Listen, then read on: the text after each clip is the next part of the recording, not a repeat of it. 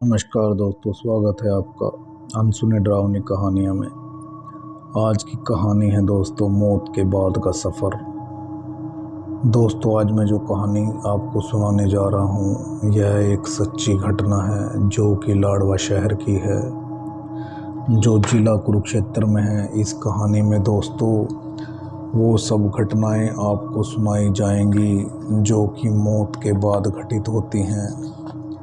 मौत के बाद कौन लेने आता है आत्मा को, आत्मा किन किन परिस्थितियों से गुजरती है, उसके साथ कैसा कैसा व्यवहार किया जाता है, कौन सी नदी को उसे पार करना होता है। तो चलिए शुरू करते हैं दोस्तों आज की कहानी, मौत के बाद का सफ़र। यह कहानी जिला कुरुक्षेत्र के शहर लाडवा की एक कॉलोनी नील कोठी से संबंधित है। 2-3 साल पहले की बात है। सुधा 2-3 दिन से बीमार थी और बुखार वायरल फीवर था। बुखार कभी 102 कभी 103 रहता। बुखार कुछ समय के लिए कम होता और फिर से शुरू हो जाता।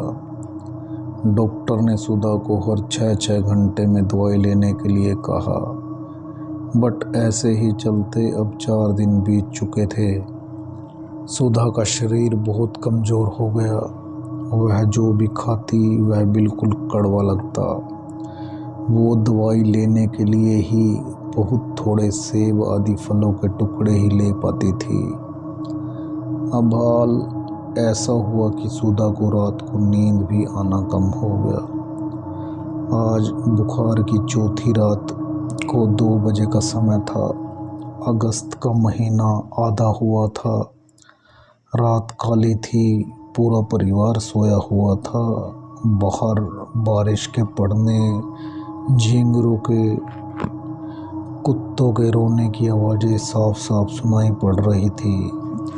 बाथरूम की लाइट्स को छोड़कर सारे रूम्स की लाइट ऑफ थी। सुधा के कमरे में ही बेड पर उसकी 2 बेटियां सोई हुई थी, साएं साएं करते रात। और सुधा चारपाई पर लेटी हुई थी, कभी दीवारों को, कभी छत को, कभी दरवाज़ों को देखती देखती रात का समय गुजार रही थी सुधा। उसके शरीर में बहुत दर्द हो रहा था। मुंह से आ आ की आवाज़ भी निकल रही थी। तभी अंधेरे में हवा का एक झोंका सा आया, जिससे दरवाजे का पर्दा भी उठ गया। सुधा देखती है कि 2 परछाइयों जैसी 2 आकृतियां कमरे में एंटर करती हैं। तभी उसको महसूस हुआ कि ये कोई परछाइयां नहीं, बल्कि ये तो कोई जीते जागते इंसान हैं। सुधा जोर जोर से बोलने की कोशिश कर रही थी, पर उसका स्वर बहुत धीमा हो चुका था।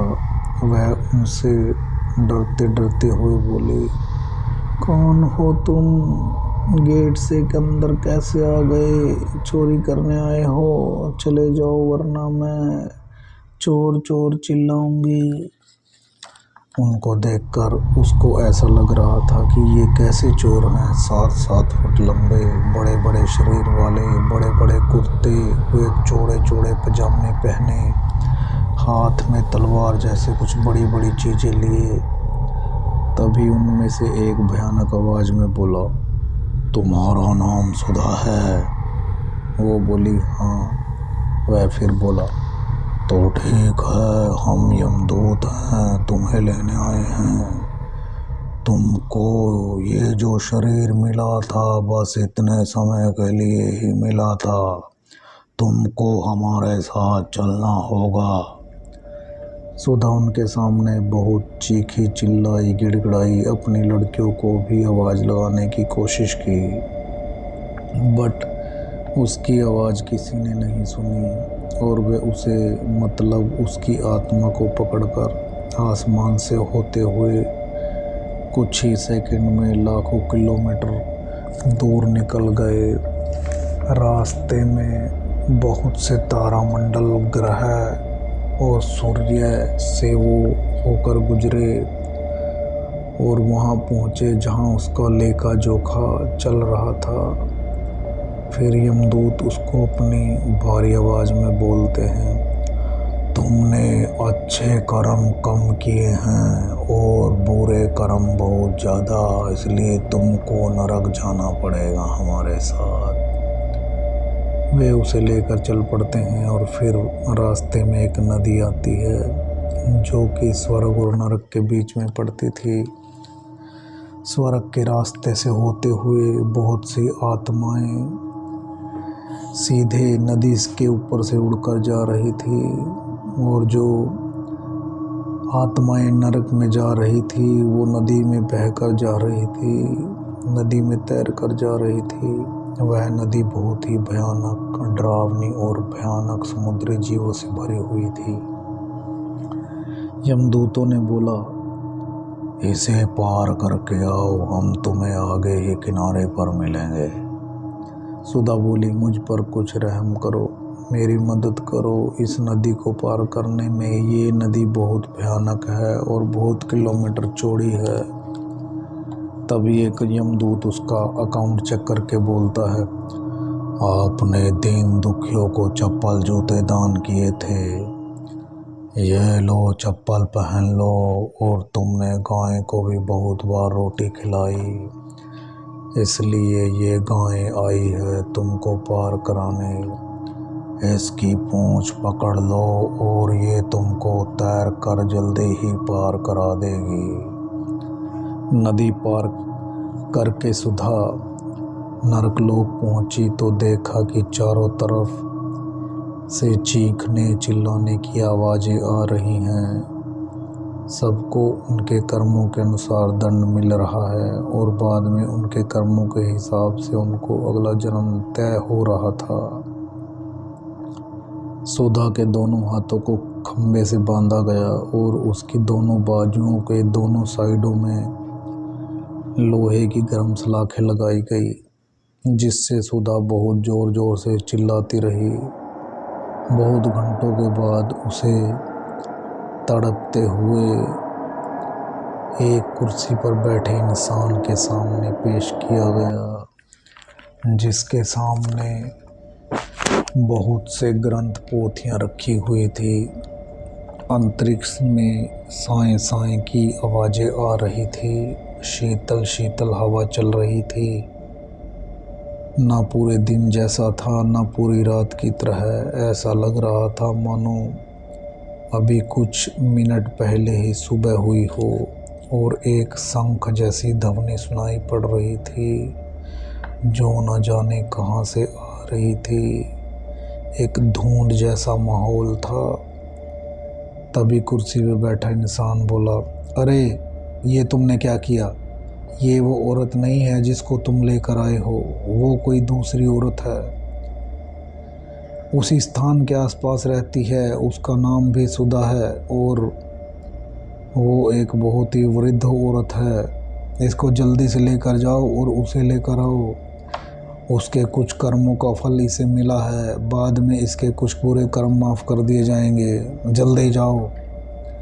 यमदूतों ने सुधा को ऊपर अंतरिक्ष से नीचे फेंक दिया और सुधा बहुत ही स्पीड से अपने शरीर में आकर गिरी और एकदम से अपने शरीर में जिंदा हुई। सब परिवार वाले सुधा को जिंदा देखकर बहुत खुश हुए। जब सुधा जिंदा हुई उस समय सुबह के 10 बज चुके थे। बहुत सारे रिश्तेदार भी आए हुए थे।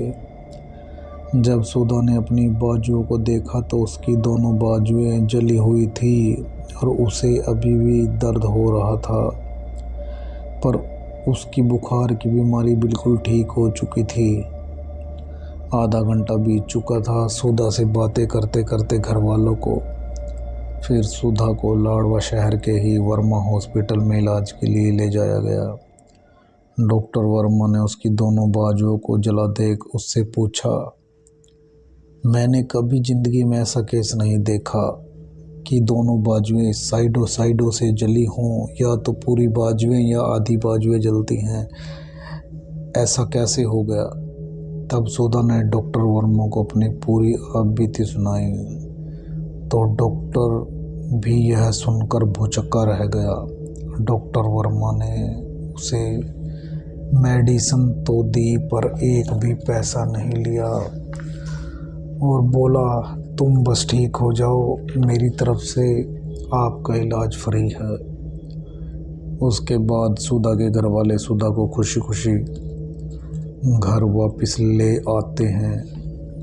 बाद में सबको पता चलता है कि उसी कॉलोनी से एक सुधा नाम की बुजुर्ग जो बहुत समय से बीमार पड़ी हुई थी की मौत हो चुकी थी। जिसने भी ये घटना सुनी वह भौचक्का रह गया और कुदरत के करिश्मे के सामने नतमस्तक हो गया। तो दोस्तों, आपको ये सच्ची घटना कैसी लगी कमेंट करके ज़रूर बताएं। नमस्कार दोस्तों।